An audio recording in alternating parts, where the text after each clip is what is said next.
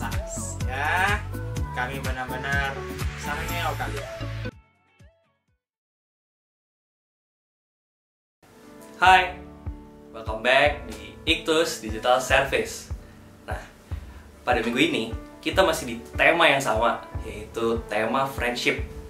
Nah, buat teman-teman yang mungkin penasaran friendship apaan sih? Atau mungkin friendship ya biasanya friendship sama manusia aja. Nah, kalian harus banget nonton video kita minggu lalu biar kalian tahu apa sih definisi friendship pada tema Iktus Digital Service kali ini. Nah, untuk topik pada minggu ini kita akan ditemenin sama Pastor Handri Chandra dengan judul atau topik Friendship with the World. Judul yang mungkin kalian akan bertanya-tanya, kenapa sih harus berteman dengan dunia? Gitu. Ya kan? Kalian akan dapat insight yang keren, insight yang baru tentang dunia di Iktus Community ini. Nah, buat teman-teman yang baru join banget di Iktus Community, aku mau ngucapin selamat datang dan kalian wajib banget untuk follow Instagram kita di @iktus.community karena di situ kita punya konten-konten yang menarik banget, yaitu Iktus Daily Devotion, yaitu renungan harian, dan juga ada webinar bulanan yang kalian bisa daftar gratis di link di description atau juga link di Instagram kita. Nah, pada bulan ini webinar kita juga akan diadakan pada tanggal 28 Juli dengan judul Bedah Buku After Evangelicalism. Oke, buat teman-teman, thanks, selamat datang di ibadah ini. Tuhan Yesus memberkati.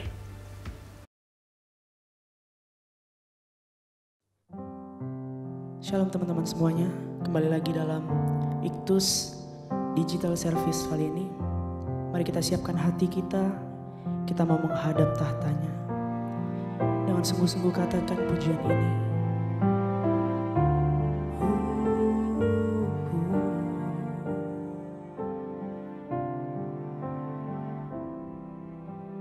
Di sini kau beri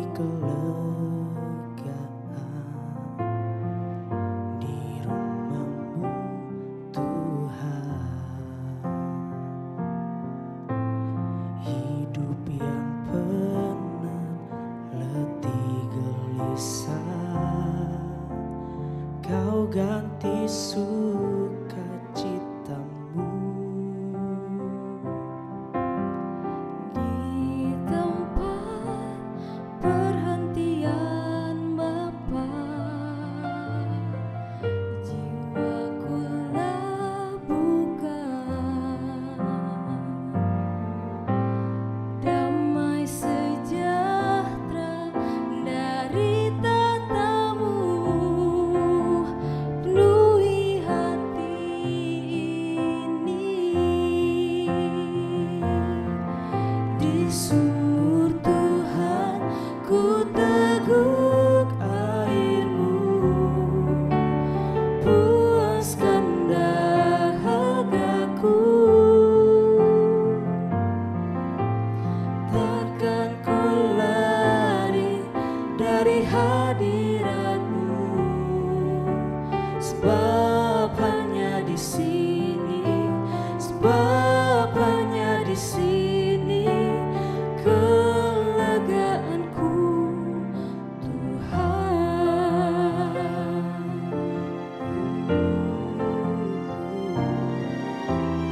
Di sini kau beri kelegaan, di rumahmu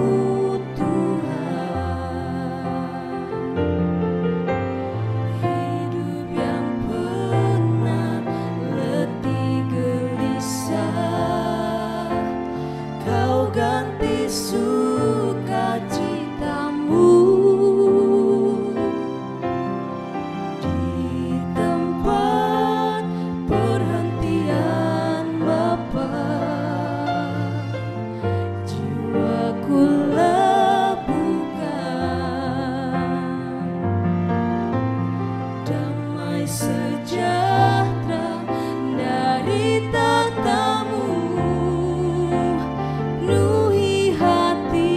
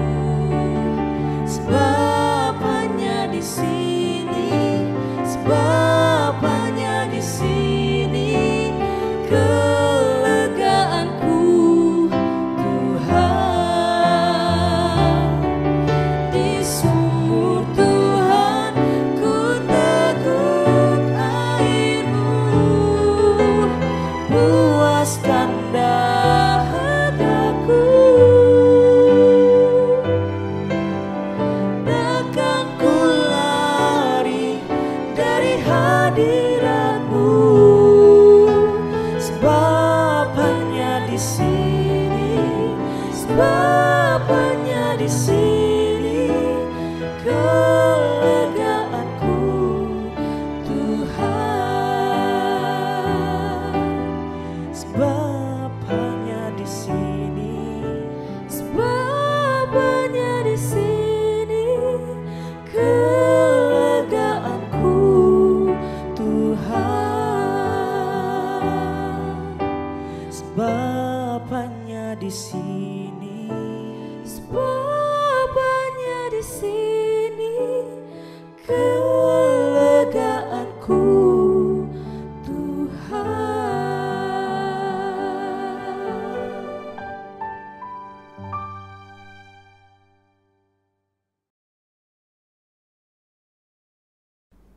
Hai Sobat Iktus, welcome to IDS, Iktus Digital Service. Hari ini kita ada dalam tema persahabatan, dan oleh sebab itu kami ingin berbagi satu konsep kepada rekan-rekan semua, yaitu bersahabat dengan dunia. Saya percaya tema ini mungkin terkesan aneh, khususnya bagi teman-teman yang sering mendengarkan khotbah-khotbah yang ada. Biasanya dunia itu dijadikan musuh karena memang nyatanya di dalam Alkitab itu ada banyak ayat-ayat yang menegaskan kepada kita bahwa dunia itu musuh. Bahkan ada satu ayat dalam Yakobus 4, persahabatan dengan dunia itu sama dengan permusuhan dengan Allah. Ya. Jadi ini sesuatu hal yang negatif sebenarnya. Tapi kenapa tema ini kami angkat, yaitu bersahabat dengan dunia? Karena ternyata ada perspektif lain yang bisa kita lihat, yang bisa kita gunakan untuk memahami bahwa dunia itu tidak selamanya jahat. Bahkan dunia itu di sisi lain bisa juga menjadi sahabat. Dengan kata lain, di sisi lain kita harus menjalin persahabatan juga dengan dunia. Kenapa bisa seperti itu? Mari kita bahas lebih dalam, tapi sebelumnya mari kita satu dalam doa. Mari kita berdoa rekan-rekan semua. Kami mengucap syukur, ya Allah, buat hari ini. Kami mau belajar kebenaran-Mu. Kiranya pengetahuan kami akan firman-Mu membuat hidup kami lebih baik, semakin berkenan kepadamu. Terpujilah Engkau, Allah kami yang hidup. Amin.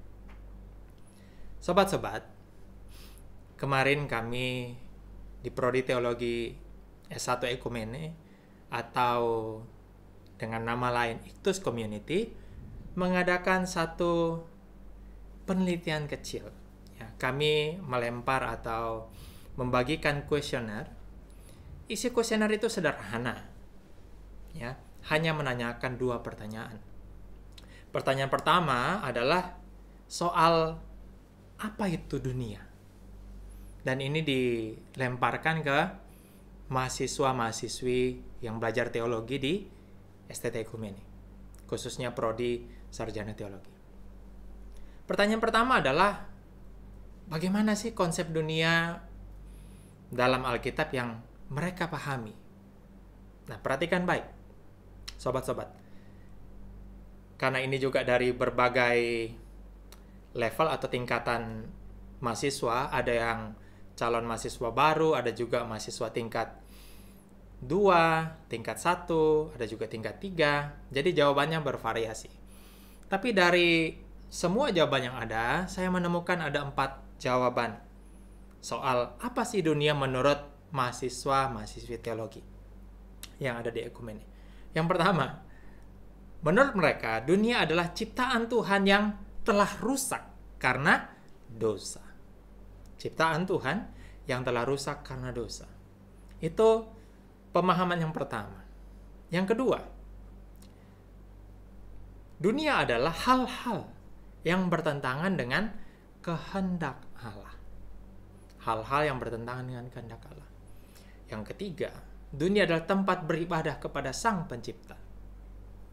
Lalu yang keempat, dunia adalah tempat yang harus dikelola oleh manusia. Sebagian besar mahasiswa-mahasiswi, kurang lebih respondennya atau yang mengisi kuesioner ini adalah 48 orang, sebagian besar dari mereka itu menjawab hanya ada satu dimensi dunia ini. Entah itu ciptaan Tuhan, entah itu hal-hal yang bertentangan dengan kehendak Allah, tapi ada juga dua orang yang menjawab kedua-duanya, yaitu ciptaan Tuhan. Di sisi yang lain, mereka juga menjawab bahwa dunia itu adalah hal-hal yang bertentangan dengan kehendak Allah. Sisanya hanya satu perspektif, bukan dua. Dengan kata lain, sebagian besar mahasiswa-mahasiswi teologi di prodi S1 Teologi STT Ekumene atau di Ictus Community itu pemahaman dunianya sempit. Entah itu ciptaan, entah itu hal-hal yang bertentangan dengan kehendak Allah. Berbau filosofis. Salah satu saja yang mereka pahami. Pertanyaan kami yang kedua yang kami lempar di kuesioner adalah, bagaimana orang Kristen harus menyikapi dunia? Ya, jawaban mereka juga bervariasi. Ya, ada yang menjawab harus menjadi garam dan terang dunia. Wow, ya sangat alkitabiah. Yang kedua, ada yang berkata harus tetap melestarikan dunia sekalipun dunia ini tempat tinggal sementara. Yang ketiga, yang mirip-mirip dengan itu, katanya seseorang harus bijaksana selama hidup di dunia ini karena apa? Dunia ini fana katanya, sementara. Ada juga yang berkata, bagaimana seorang Kristen harus menyingkapi dunia? Orang-orang Kristen harus memikul salib, sangkal diri selama hidup di dunia. Itu kata mereka. Lalu ada lagi satu. Yang terakhir, mereka berkata bahwa menyingkapi dunia seseorang harus berbeda dengan dunia, tampil beda. Gak boleh sama dengan dunia. Mungkin terpengaruh Roma 12 ayat 2. Janganlah kamu menjadi serupa dengan dunia ini. Nah, jadi ada begitu banyak pemahaman yang dimiliki oleh mahasiswa-mahasiswi sarjana teologi STT Ekumene atau Ictus Community. Dari sini saya menyimpulkan bahwa ternyata pemahaman terhadap dunia masih belum utuh, belum lengkap. Karena ada language gap, ada jurang bahasa, ya, yang mana Alkitab kita Perjanjian Baru itu ditulis dalam bahasa Yunani 2000 tahun lalu, Yunani kuno lagi. Nah, sekarang kita menggunakan bahasa Indonesia. Dan ternyata ada banyak hal di mana dunia yang kita pahami dalam bahasa Indonesia ini menjadi begitu sempit. Belum lagi kalau pengkhotbah-pengkhotbah tidak pernah menjelaskan konsep dunia yang Alkitabiah, baik menurut PL atau PB, di dalam khotbah-khotbah mereka. Oleh sebab itu pemahaman mahasiswa-mahasiswi yang ada di Ictus Community itu sangat beraneka ragam. Sangat beraneka ragam. Lalu, akibat kedua, kalau kita tidak memahami konsep dunia dengan benar, dengan proporsional, dengan utuh, implikasinya bisa negatif. Ya, contoh sederhana. Ya, ketika kita disakiti orang, ditipu orang, dibohongi orang, kita bisa saja punya satu pemahaman bahwa, oh, semua ini terjadi kenapa? Karena memang dunia ini jahat. Memang dunia ini jahat. Jadi yang salah orang, yang dijadikan kambing hitam adalah dunia. Yang salah orang.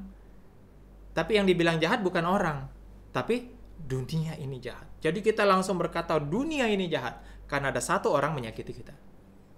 Nah, itu bahaya. Bahaya. Belum lagi kalau kita apatis, cuek, tidak peduli dengan dunia. Ya, karena kita berkata bahwa dunia ini sementara. Toh juga nanti hancur. Ya sudah, mau ada kampanye kebersihan, mau ada kampanye go green, menghijaukan dunia, mau ada kampanye yang berhubungan dengan alam, itu kita cuek aja. Karena apa? Iya, nanti juga hancur. Ya, toh dunia ini juga jahat, ya udah hancur sekalian. Nah, itu bahaya sekali. Bahaya sekali. Teman-teman, saya akan menggali satu kata khusus dalam bahasa Yunani yaitu kosmos. Kata inilah yang sering sekali diterjemahkan sebagai dunia di dalam Alkitab kita. Ada satu kata lagi yang biasanya mirip dengan kosmos, yaitu kata gay. Ya, gay. Nah, itu atau gas itu adalah tanah. Biasa diterjemahkan bumi. Tapi biasanya keduanya juga tumpang tindih. Dipahami sama-sama saja, yaitu dunia atau bumi. Tapi kata kosmos yang ada 188 kali dalam Alkitab Perjanjian Baru itu memiliki banyak arti. Dan saya harap teman-teman bisa menyimak ini sehingga teman-teman punya pemahaman yang utuh tentang apa sih dunia dalam konsepnya Perjanjian Baru. Yang pertama, kosmos itu sebenarnya artinya adalah order. Order. Ya, bukan pesan Grab atau Gojek, ya. Tapi order itu berarti tatanan. Tatanan. Jadi ketika orang-orang Yunani melihat dunia ini ada tatanannya, nah itu disebut kosmos. Kosmos. Menarik, ini juga berarti pengaturan atau hiasan. Kata kosmos. Ya. Kalau teman-teman lihat 1 Petrus 3, ya. Nah, itu kita bisa lihat perhiasan yang indah-indah, pakaian yang indah-indah itu menggunakan kata kosmos. Indah itu menggunakan kata kosmos. Ya. Hiasan, indah, itu kosmos. Jadi dunia juga atau kosmos itu bisa berarti hiasan. Artinya banyak. Tapi arti paling utama adalah alam semesta. Teman-teman bisa baca Kisah Para Rasul 17 ayat 24. Allah yang telah menjadikan bumi dan segala isinya.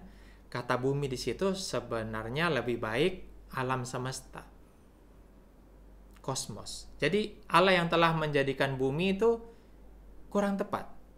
Kenapa? Karena kalimat berikutnya, Ia yang adalah Tuhan atas langit dan bumi. Jadi ada 2 bumi dalam bahasa Indonesia, tapi di dalam bahasa Yunani itu 2 kata yang berbeda. Allah yang telah menjadikan bumi itu menggunakan kosmos. Bumi yang pertama itu kosmos. Lebih tepat diterjemahkan alam semesta dan segala isinya. Lalu kalimat yang kedua, Ia yang adalah Tuhan atas langit dan bumi. Bumi di situ pakai G atau gas. Ya, jadi beda. Jadi kosmos itu alam semesta. Perhatikan alam semesta kita yang begitu teratur. Ya, bagaimana planet-planet mengelilingi matahari itu kan ada tatanannya. Bagaimana bumi berputar di porosnya. Wah, itu semua ada tatanan. Itulah kosmos. Kalau teman-teman baca di Alkitab, sejak dunia dijadikan, sejak dunia diciptakan. Seperti di Yohanes 17 ayat 24, Efesus 1 ayat 4. Dunia di situ apa sih? Alam semesta. Alam semesta. Jadi kosmos yang pertama adalah alam semesta. Apakah alam semesta itu jahat? Tidak. Karena Allah sendiri berkata bahwa apa yang diciptakan itu sangat baik. Di dalam Kisah Kejadian. Jadi dunia atau kosmos dalam pengertian alam semesta tidak boleh kita pahami negatif. Dunia adalah sesuatu yang sangat baik yang diciptakan oleh Allah. Makanya sudah benar kalau kita punya satu prinsip bahwa dunia atau alam semesta ini harus kita jaga. Harus kita pelihara. Dan oleh sebab itu arti kedua dari kosmos adalah dunia di mana kita tinggal ini. Jadi alam semesta itu adalah pengertian yang lebih besar, tapi pengertian yang lebih sempit adalah dunia di mana kita tinggal. Teman-teman bisa baca di Matius 13 ayat 38 atau Markus 16 ayat 15. Contohnya begini, Markus 16 ayat 15. Lalu ia berkata kepada mereka, pergilah ke seluruh dunia. Dunia. Nah, dunia di situ kosmos. Artinya, pergilah di semua tempat yang ditinggali manusia, tempat di mana kita tinggal. Ini bukan berarti pergi ke planet lain ya, bukan. Jadi pergi ke bagian dunia yang lain. Dengan kata lain, kosmos di sini adalah dunia di mana kita tinggal. Beritakanlah Injil kepada segala makhluk. Nah, itu kosmos yang kedua, dunia di mana kita tinggal. Kosmos yang ketiga adalah humanity, kemanusiaan, manusia-manusia. Matius 5 ayat 14. Kamu adalah terang dunia. Dunia di situ siapa? Dunia tempat kita tinggal atau alam semesta? Bukan. Kamu adalah terang bagi humanity. kemanusiaan. Manusia-manusia yang ada. Ya. Yakobus 2 ayat 5 juga berkata begini, dengarkanlah hai saudara-saudara yang kukasihi, bukankah Allah memilih orang-orang yang dianggap miskin oleh dunia ini? Orang-orang yang dianggap miskin oleh dunia ini. Apakah bumi ini bisa menganggap seseorang miskin atau kaya? Tidak dong. Dunia kan benda mati, tidak punya kemampuan untuk memilih. Berarti yang dimaksud dunia di sini, Allah memilih orang-orang yang dianggap miskin oleh dunia ini. Dunia di sini artinya apa? Humanity. Allah memilih orang-orang yang dianggap miskin oleh manusia-manusia lainnya. Manusia-manusia lainnya. Jadi pengertian yang ketiga dari kosmos adalah humanity. Kita berhenti sejenak. Lalu ingat baik-baik. Yang pertama, kosmos itu adalah alam semesta. Ini tidak ada yang salah dengan itu semua. Yang kedua itu dunia di mana kita tinggal, bumi ini, dan seluruh isinya. Yang ketiga itu humanity, manusia-manusianya. Ya. Tidak ada yang negatif dengan hal ini. Ya, tidak ada hal yang negatif. Nah, yang keempat, kosmos juga bisa berarti negatif di dalam Perjanjian Baru. Karena apa? Kita lihat di dalam 1 Korintus 7 ayat 31 dikatakan begini. Pendeknya, orang-orang yang mempergunakan barang-barang duniawi seolah-olah sama sekali tidak mempergunakannya. Apa gunanya kamu memiliki dunia ini tapi kamu kehilangan nyawamu? Itu Matius 16 ayat 26. Nah, dunia di sini dipahami sebagai apa? Wealth, earthly possession, harta dunia. Ya, ini konotasinya negatif di dalam Alkitab. Menarik itu 1 Korintus 7 ayat 31. Frasanya, kalimatnya begini. Pendeknya orang-orang yang mempergunakan barang-barang duniawi. Kalau teman-teman belajar bahasa Yunani, di dalam bahasa Yunaninya itu tidak ada kata barang-barang di situ. Kata yang digunakan hanya kosmos itu. Jadi kalau mau dibikin atau dibuat terjemahan harafiah, pendeknya orang-orang yang mempergunakan dunia. Nggak ada barang-barang duniawi. Dunia aja. Jadi dunia di situ dipahami sebagai earthly possession. Ya, mau rumahmu, mobilmu, apapun, hartamu. Nah, ini negatif. Karena di dalam konteks PB, orang-orang yang memiliki harta duniawi ini itu bahaya. Bisa menjadikan harta sebagai tuan atau mamon. Nah, makanya memiliki konotasi negatif. Tapi ingat, harta hanya memiliki konotasi negatif kalau dijadikan tuan, dijadikan pemilik hidup. Tapi kalau kita menggunakan harta itu seolah-olah tidak mempergunakannya, sebagaimana 1 Korintus 7 ayat 31, atau harta itu kita bagikan juga kepada orang-orang yang membutuhkan, tentu tidak negatif. Kosmos di sini menjadi positif. Jadi tergantung bagaimana kita menyingkapi kosmos atau harta itu. Kalau kita mempergunakannya untuk kemuliaan Tuhan, ya aman, positif. Tapi kalau kita sibuk mengumpulkan harta, mengumpulkan barang, dan mempergunakannya untuk diri sendiri, kosmos menjadi negatif. Kekayaan menjadi negatif. Jadi semua tergantung kita. Nah, ini sudah pengertian keempat. Kosmos artinya adalah kekayaan dunia atau harta milik. Pengertian terakhir dari kosmos adalah kejahatan atau musuh Allah. Nah, ini dia. Ya. Jadi ada 3 makna kosmos yang aman-aman saja. Satu itu netral.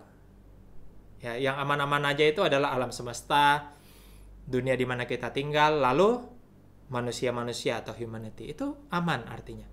Tapi kalau yang artinya sebagai kekayaan atau harta milik, itu netral, tergantung bagaimana kita mempergunakannya. Tapi pengertian kelima dari kosmos adalah kejahatan, musuh Allah. Kenapa bisa seperti itu? Ya, karena dalam perspektif PB, dunia yang di luar Kristus memiliki value-value atau nilai-nilai yang bertentangan dengan Injil, bertentangan dengan kehendak Allah. Nah, inilah yang dimaksud dalam Yakobus 4 ayat 4 atau 1 Korintus 3 ayat 19. Persahabatan dengan dunia itu bukan berarti kita temenan sama dunia. Gimana sih temenan sama dunia? Kita juga bingung.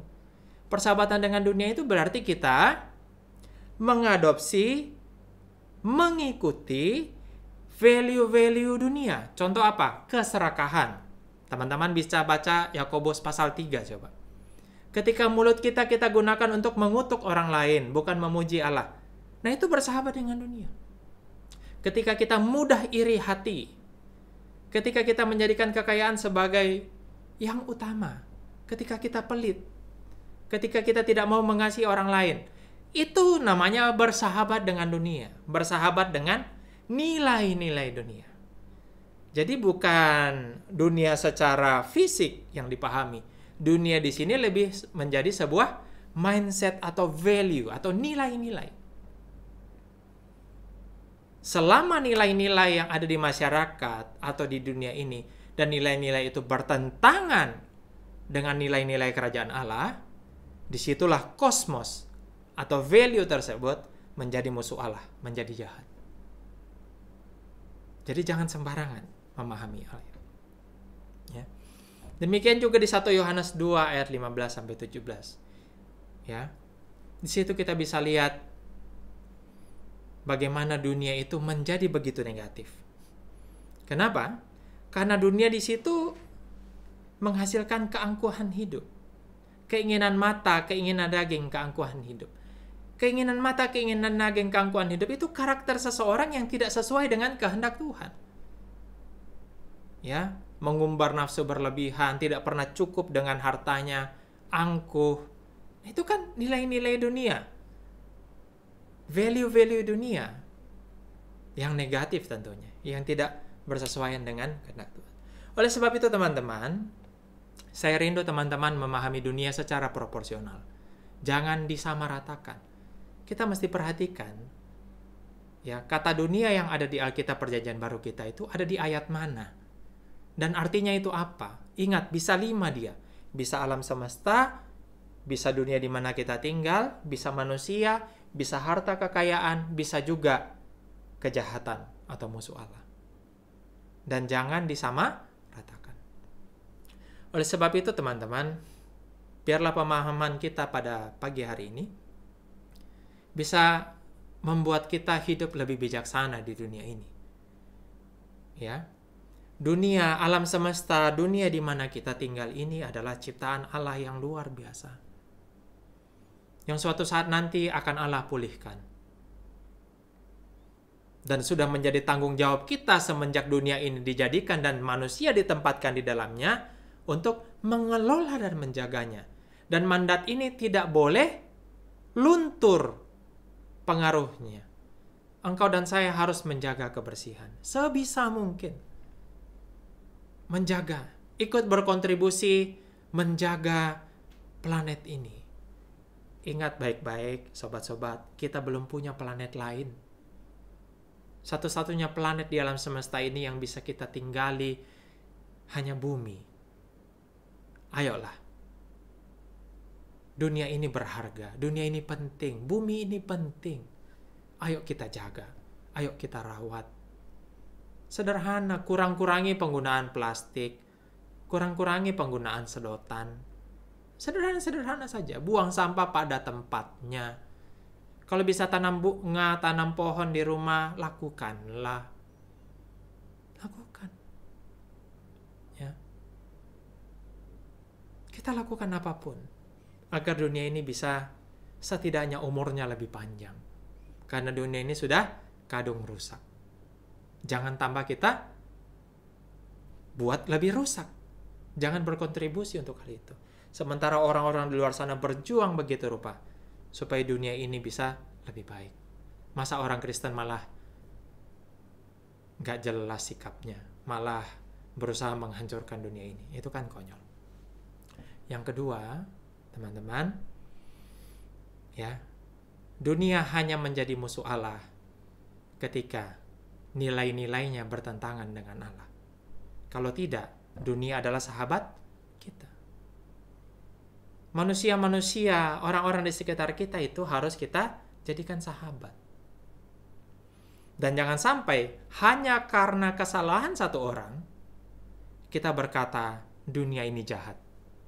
Enggak, orang itu yang jahat, bukan dunia ini yang jahat. Ya, seandainya engkau tinggal umpama di Swiss, hidupmu baik-baik saja, apa engkau akan pernah berkata dunia ini jahat? Enggak kan? Ya, jadi ayo kita punya pemahaman yang baik tentang dunia ini. Ya. Ayo kita punya pemahaman yang baik tentang dunia ini. Jangan memusuhi dunia, tapi bersahabatlah dengan dunia. Selama dunia bisa kita sahabati. Khususnya ketika dunia yang dimaksud adalah tempat di mana kita tinggal. Tapi kalau kita bertemu dengan dunia yang menjadi oposisi, ya, disitulah engkau harus tetap menjadi terang. Bersahabat dengan dunia bukan berarti engkau lari ke planet lain, atau engkau melakukan sesuatu yang normal-normal saja. Umpama engkau ke mall, engkau nonton bioskop, apakah itu bersahabat dengan dunia? Enggak lah. Bersahabat dengan dunia yang dimaksud, yang negatif di dalam Alkitab adalah engkau mengikuti atau mengenakan value-value atau mindset-mindset yang tidak sesuai dengan kebenaran firman Tuhan. Di luar itu aman-aman saja. Jadi, sobat-sobat Iktus yang terkasih, bersahabatlah dengan dunia ini. Ya, bersahabatlah dengan dunia ini. Selamat hari Minggu, happy Sunday semuanya. God bless you. Mari berdoa. Kami mengucap syukur buat segalanya Tuhan. Terima kasih buat minggu ini. Kiranya kami benar-benar bisa mengasihi dunia, bersahabat dengan dunia, karena sebagaimana yang kami tahu dalam Yohanes 3:16, kasih-Mu terhadap dunia ini begitu besar. Oleh sebab itu Tuhan, kami pun mau bersahabat dengan dunia. Tapi kami tahu juga, kami tidak boleh mengikuti nilai-nilai, konsep-konsep, mindset-mindset yang ada di masyarakat di sekitar kami yang tidak sesuai dengan firman-Mu. Terima kasih buat segalanya Tuhan. Biarlah kami makin hari makin mengerti dan makin bijaksana, sehingga kami bisa jadi berkat dimanapun kami berada. Terpujilah Engkau kekal selamanya Tuhan. Haleluya. Amin. God bless semuanya.